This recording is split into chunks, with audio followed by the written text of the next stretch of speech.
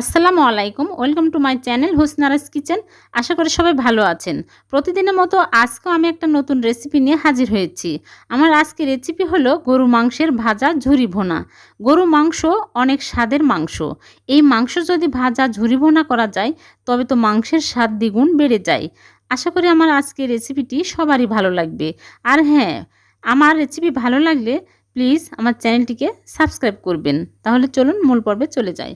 গরুর মাংসের ভাজা ভোনা বা ভোনা ভাজি রান্না করার জন্য এখানে গরুর মাংস নিয়েছি 1.5 কেজি। এইরকম করে ছোট ছোট টুকরো করে কেটে নিয়েছি। হাড়, চর্বি, মাংস সব সহ কেটে ধুয়ে নিয়েছি।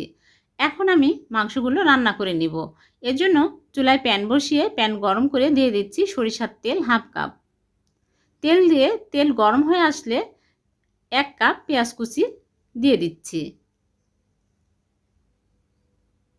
পেঁয়াজ কুচি দিয়ে নেড়ে চেড়ে ব্রাউন কালার করে ভেজে নেব।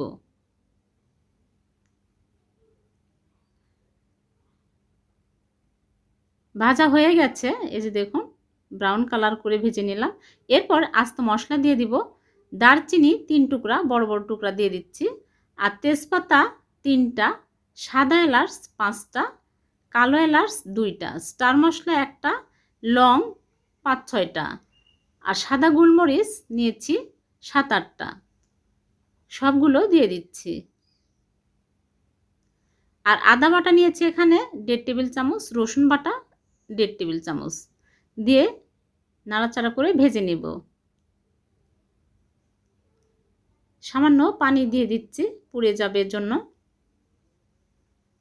আর দিয়ে দিচ্ছি মরিচের গুঁড়া 1 টেবিল চামচ, হলুদ, লবণ পরিমাণ মতো, দারচিনির গুঁড়া 1/2 টিস্পুন, জিরার গুঁড়া 1 চামচ, ধনিয়ার গুঁড়া 1 চামচ।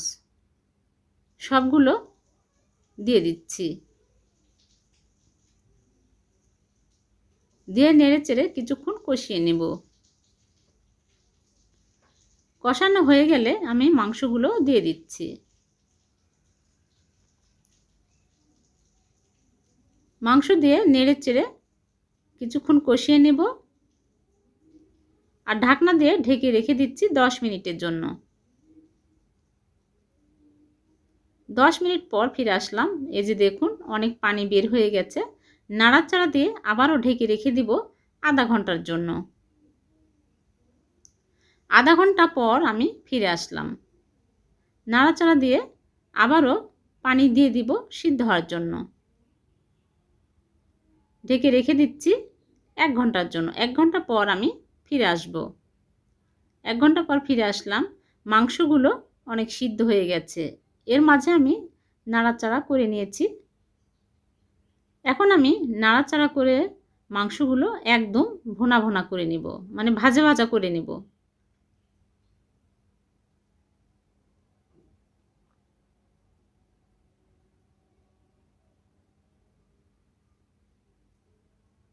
ঝোলগুলো সব শুকিয়ে আসছে, ভাজা ভাজা হয়ে গেছে, এই যে দেখুন। এখন চুলা থেকে নামিয়ে পরিবেশন করে নেব। এই মাংস রুটি দিয়ে খেতে অনেক মজা লাগে। আপনারা বাসায় একবার হলো এই রান্না করে খেয়ে দেখবেন। ভাতের সাথে, রুটির সাথে, পোলাওয়ের সাথে খুবই দারুণ লাগে। অনেক টেস্টি হয় এই রান্না। আজ এ পর্যন্ত। আমার রেসিপি ভালো লাগলে ফ্রেন্ডস এবং ফ্যামিলির সাথে শেয়ার করবেন। আর এই রকম নতুন নতুন রেসিপি পেতে আমার চ্যানেলটিকে সাবস্ক্রাইব করবেন। ভালো থাকবেন, সুস্থ থাকবেন। আল্লাহ হাফেজ।